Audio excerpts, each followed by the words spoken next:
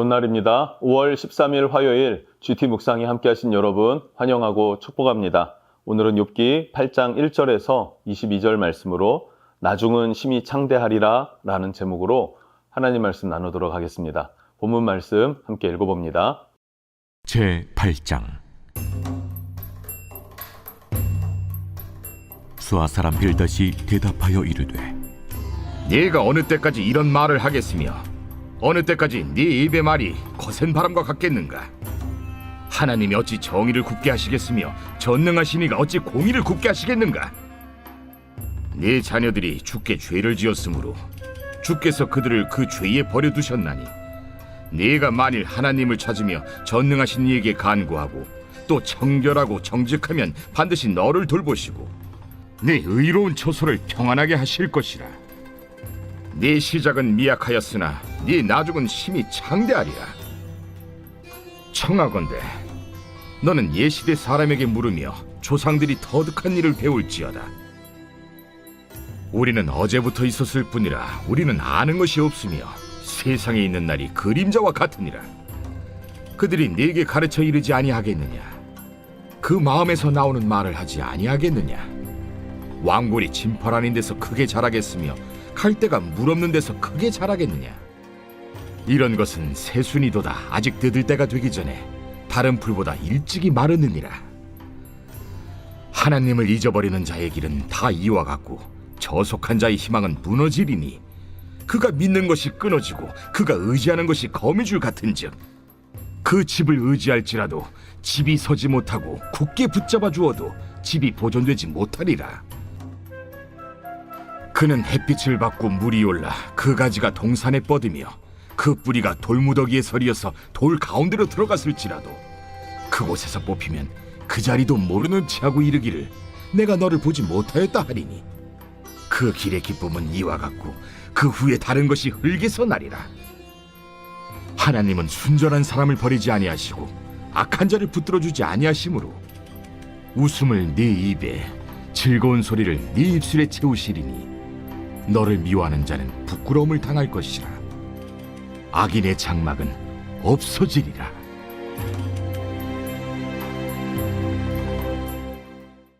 오늘 말씀은 엘리바스에 이어서 욥의 세 친구 중에 두 번째로 등장하는 빌닷입니다. 빌닷이 욥에게 거세게 몰아치는 그런 내용인데요. 오늘 1절과 2절을 보면요. 수아 사람 빌닷이 대답하여 이르되 2절 내가 어느 때까지 이런 말을 하겠으며 어느 때까지 내 입의 말이 거센 바람과 같겠느냐. 아멘. 너 정말 뭘 잘했다고 그렇게 계속 떠들어대니 빈정거리니 반항하지 마라 라고 말하면서 뭐라고 공격합니까? 3절을 보면요. 하나님은 정의와 공의의 하나님이시다 이거예요. 정의와 공의의 하나님이시다 라는 거예요. 맞습니까? 틀립니까? 하나님은 정의와 공의의 하나님. 그러나 하나님은 정의와 공의만 있는 게 아니죠. 또 무엇이 있으십니까? 은혜와 사랑이 있다라는 거. 이것을 간과하게 됐다라는 것도 우린 기억하면 좋겠습니다. 하나님은 정의로우십니다. 공의로우십니다. 뿌린 대로 거두게 하십니다. 사필규정이라는 말도 있고요. 인과응보 이런 말들 있지 않습니까? 하나님의 성품의 한 부분이죠. 단면이라는 거예요. 그런데 그게 꼭 하나님의 전부이냐? 그것을 가지고 욥을 나무라고 있다라는 것에 있어서 우리는 똑같은 실수를 저지르지 말아야 될 줄로 믿습니다. 뭐라고 꾸짖나 살펴보면요. 3절입니다. 하나님이 어찌 정의를 굽게 하시겠으며 전능하신 이가 어찌 공의를 굽히시겠는가. 맞습니다. 민수기 여러 곳에서 또 시편과 잠언에서도 하나님은 정의롭고 공의롭다. 하나님을 경외하는 자에게는 저주가 임하지 않을 것이다. 영원한 평강과 축복이 함께할 것이다 라는 약속의 말씀을 주셨습니다. 맞아요. 하나님은 정의의 하나님이십니다. 그런데 4절엔 또 이렇게 말합니다. 내 자녀들이 주께 죄를 지었으므로 주께서 그들을 그 죄에서 버려두셨나니. 이걸 뭐라고 설명을 해야 될까요? 이 빌닷이 뭐라고 말합니까? 내 자녀들이 주께 죄를 지어서 죽게 되었다 라고 말하고 있어요. 죄의 대가로 너희 자녀 열이 다 죽게 되었다 라는 것이죠. 하나님은 공의의 하나님이니까 그 죄의 응당, 감당할 만큼의 죽음을 허락하신 것이다. 건져내지 못했다 라고 말하는 거예요. 지금 이것은 욥에게 할 말일까 하는 거죠. 또 정말 이게 하나님의 일하심일까? 라는 거죠. 절대로 아니죠. 지금 빌닷은 상당히 이 바리새인과 같이 또 서기관과 같이 똑같은 관점을 가지고 있고 이것을 죽은 신학이라고 말합니다. 혹은 죽이는 신앙이죠. 우리의 삶에는 죽이는 신앙은 없는지 죽이는 신학은 없는지 살펴볼 필요가 있지 않겠습니까? 왠지 아십니까? 이 문제는 예수 믿지 않는 사람들에게 일어난 문제가 아니라 교회 안에서 벌어지는 문제이기 때문에 그렇습니다. 예수를 믿는다고는 하지만 단편적으로 믿기 때문에 하나님의 성품을 안다고는 하지만 단편적으로 알기 때문에 오해하게 되고 그 오해로 하여금 옆에 형제와 자매와 또 자기 스스로를 어떻게 합니까? 찌르는 칼이 되더라라는 거예요. 너무나 예리한 칼로 욥의 마음을 후벼 파는 이런 일들이 일어났다라는 것을 알 수 있습니다. 그러면서 하는 말이 무엇입니까? 7절 내 시작은 미약하였으나 내 나중은 심히 창대하리라 라는 거예요. 여러분 이 말이 보통 예전에는 정말 많이 봤던 것 같습니다. 식당이든 부동산이든 많이 걸려 있었던 그런 구절인데 배경은 좀 알 필요가 있을 것 같습니다. 이런 상황에서 자기도 말이 너무 과했다고 생각했는지 욥에게 뭐라고 합니까? 네가 돌이키면 하나님이 평안을 주실 것이다. 네가 회개하면 하나님이 너를 돌봐주실 것이다.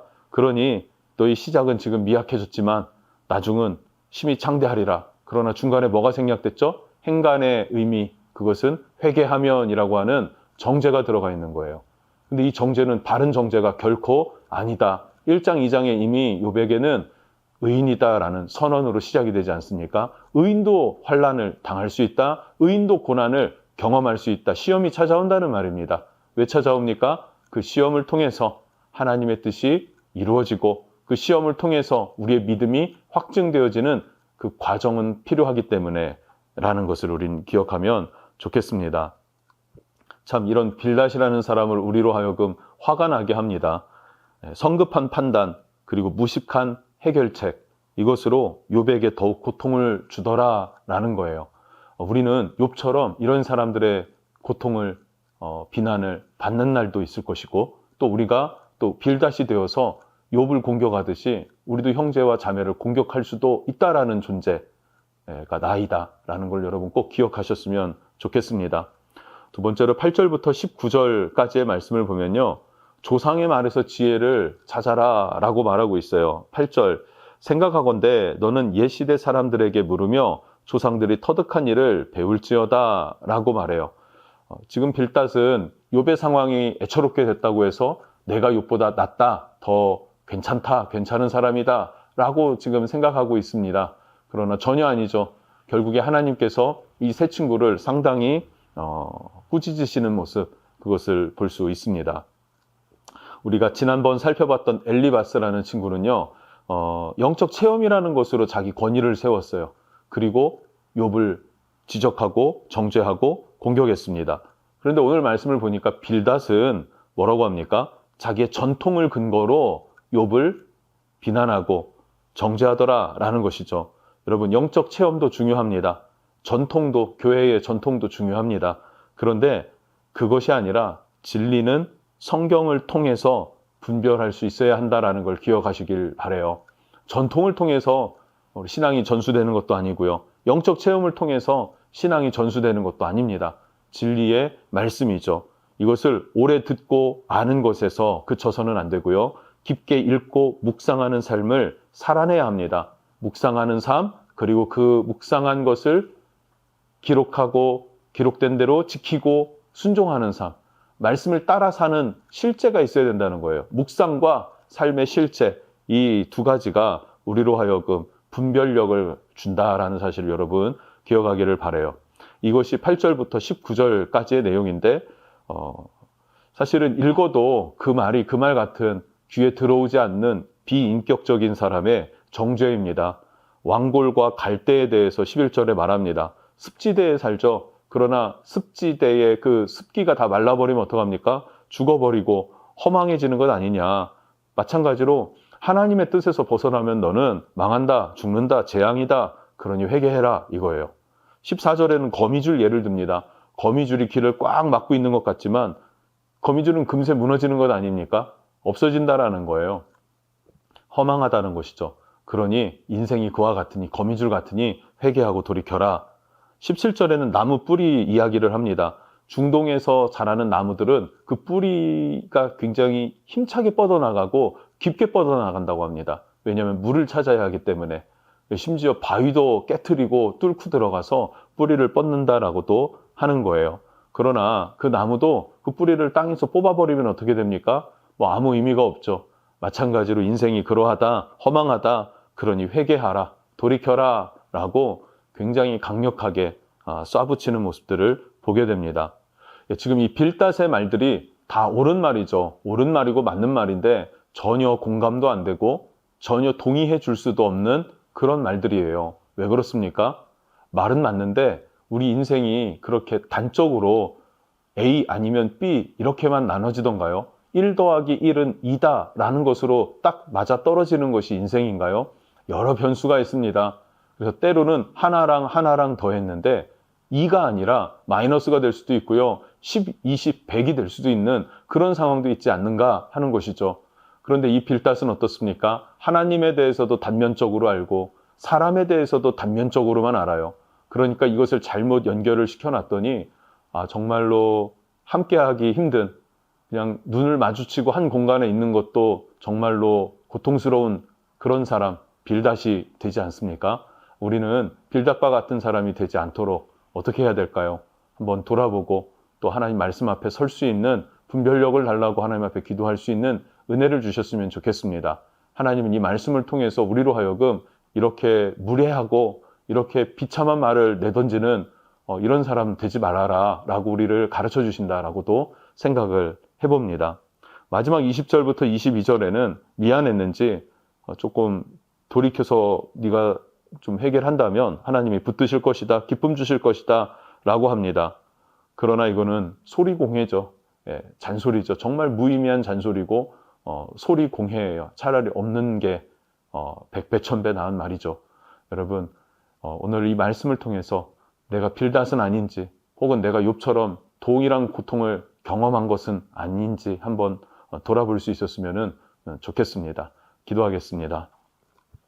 하나님, 우리가 하나님을 안다고 하고 또 사람을 안다고 인생을 안다고 생각할 때가 있지만 너무나 단적인 것들만 알고 그 단적인 것들로만 살아가는 인생인지 한번 돌아볼 수 있게 해주십시오. 하나님, 우리가 빌닷과 같은 실수가 없기를 원합니다. 이런 미숙함이 절대로 없기를 원합니다. 날마다 주의 말씀 앞에서 주의 성령의 인도함을 따라 살아가게 해주시고 분별력을 주셔서 하나님, 욥과 같은 사람에게 고통을 주는 그런 도구가 되지 않게 해주시고 또 이런 사람에게 상처를 받는 일도 없을 수 있도록 또 이겨낼 수 있도록 우리에게 새 힘을 주시는 주님 되어 주옵소서. 예수님 이름으로 기도합니다. 아멘.